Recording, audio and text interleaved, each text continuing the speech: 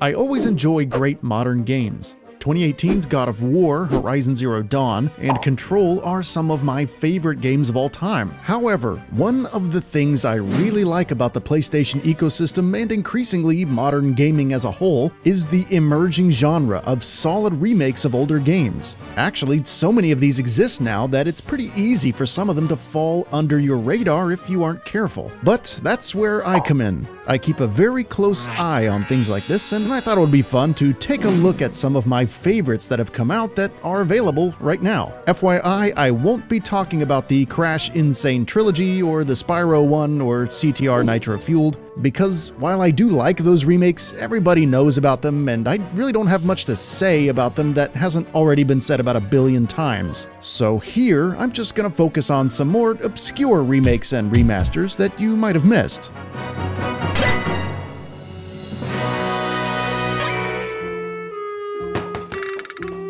Now this is a game I was totally new to when it came out on the PS4, and it's an interesting one. Grim Fandango was released on PC back in 1998, and recently on modern platforms with some great visual bells and whistles thrown in, like better lighting, some cleaned up graphics, stuff like that. It plays very much like most adventure mystery games of the 90s do, with pre-rendered backgrounds, characters to talk to, a lot of backtracking, and tons of puzzles to be figured out.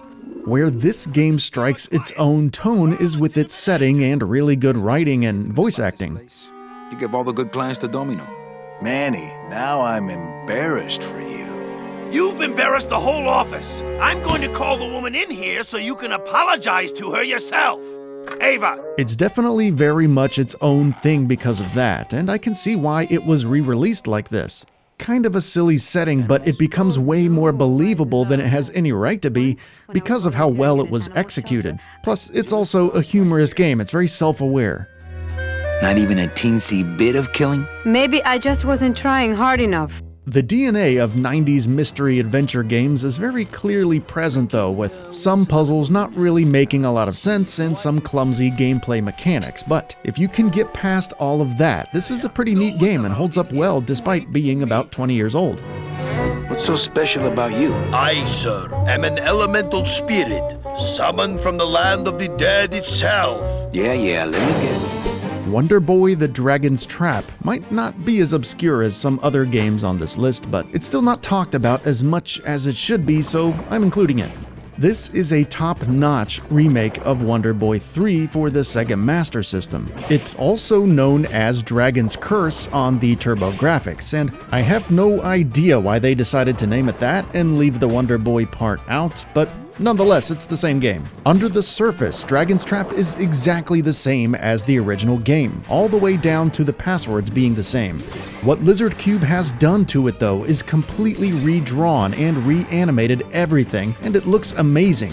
The soundtrack is also excellent, as they've rescored the original chiptunes with a small orchestra that makes it sound really unique, and they gave some of the tunes more of a jazzy or tango vibe. And that's an interesting take for the soundtrack. Not a direction I would have thought of, but it works. You can even switch back and forth between the modern and Master System's graphics and music in real time, which is pretty neat. But honestly, everything is redone so well that you're just gonna want to stay on the modern version. This is how you do a remake.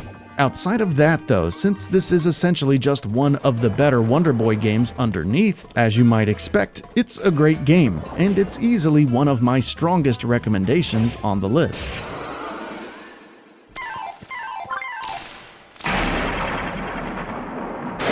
Shadow of the Beast is a totally new game made from scratch, but based on the original game of the same name that launched on just about everything back in the 16-bit era.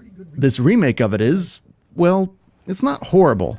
What I like about the game is the art style and the excellent graphics. I love how the characters are designed, and the levels are really cool to look at and explore. The excessive gore is also a nice touch, which I think fits the universe pretty well. Like the original, there's a lot of combat, platforming, and some light puzzle solving that will have you running all over the large labyrinthian levels. Most of it works well enough, but I don't particularly like how he feels to control. It seems like part of the game wants to control like the original, but another part of it wants to feel like Abe's Odyssey with kind of a slower, more deliberate movement style. Which is fine in theory, but as a side effect of that, the combat sort of feels like a mushy rhythm game, and pulling off the combos and moves that you want just isn't as natural as it could have been. That being said, I think it nails a good atmosphere, cool graphics, and it does pack a few surprises that you might enjoy depending on how much you value cool design and quirky gameplay. Which is funny because that's pretty much how I would describe the original game too, although for different reasons.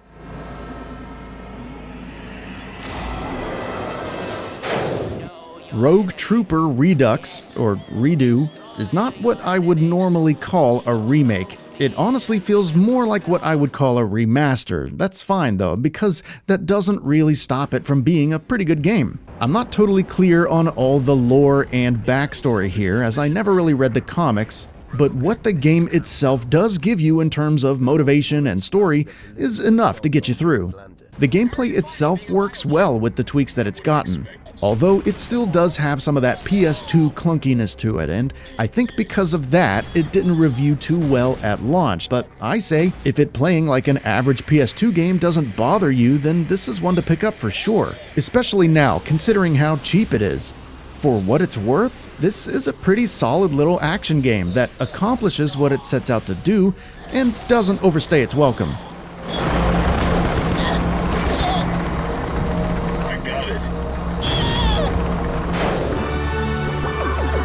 The original Toki was on almost every system back in the day. The Genesis, NES, even the Atari Lynx had a pretty good version, although it never made it to the TurboGrafx for some reason, which is odd because it's exactly the weird type of game that would be right at home on the Turbo, but I digress. It's a really fun little platformer. It's got lots of fun power-ups, good challenge, and football helmets.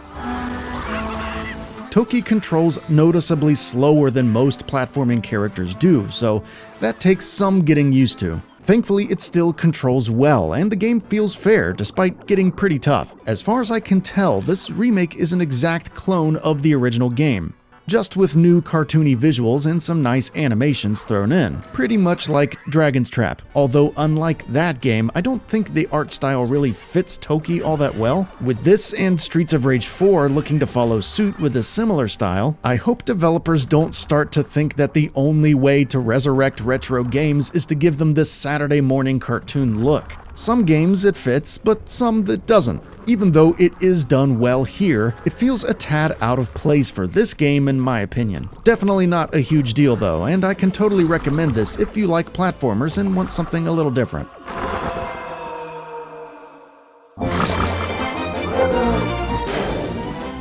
The MediEvil remake came out less than a year ago, and it already seems like people are forgetting about it.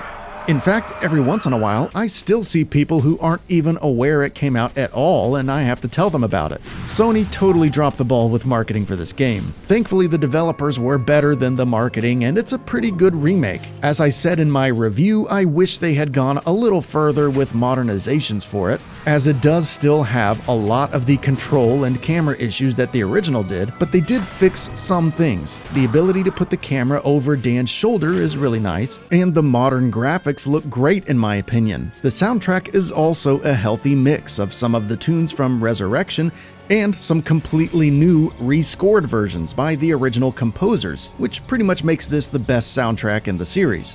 While I don't think this remake quite replaces the original the way that the Shadow of the Colossus 2018 remake did, it's still a great modern version of one of PlayStation's most underrated games. And it's really endearing to see all these insanely creative levels and characters with this much of a facelift. Splendid. Good luck, old friend.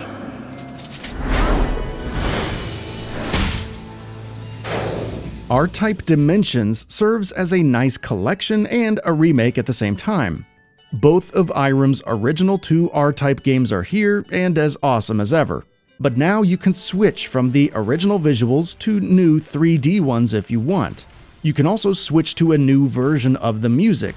It does it the same way Dragon's Trap does, although unlike Dragon's Trap, the original's visuals and audio here are unmistakably better.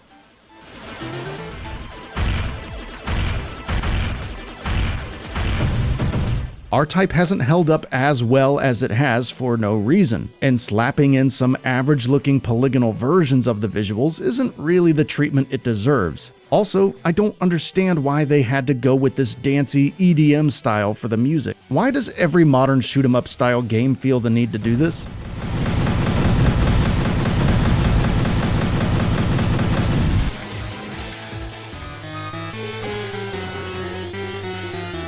On top of the modern versions of the graphics and music, they added this. Cool. One thing I do like about what they added was an infinite mode that lets you die as many times as you need to complete the game. I know that by doing this you didn't legitimately beat the game, but this is a good way to actually see retro games all the way through. It also has online leaderboards, so you can compare how many times you died with people who are way better than you all over the world. I'm playing the PS3 version here, but there is a PS4 version called R-Type Dimension EX, which adds some kind of speed mode on top of everything else. I haven't played that one yet though, so I don't really know how that fares. Regardless of that and the few issues I do have with it, the infinite mode, the leaderboards, and the fact that it's a collection of 2 great games makes this worth getting. Plus, it's R-Type.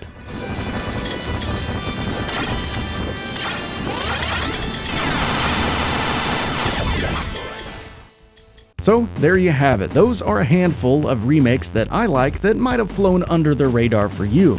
And now you can go enjoy them as well. Let me know about any other retro remakes that you think I should be aware of, as I really find them interesting. I do intend to visit this topic again, but until then, thanks for watching.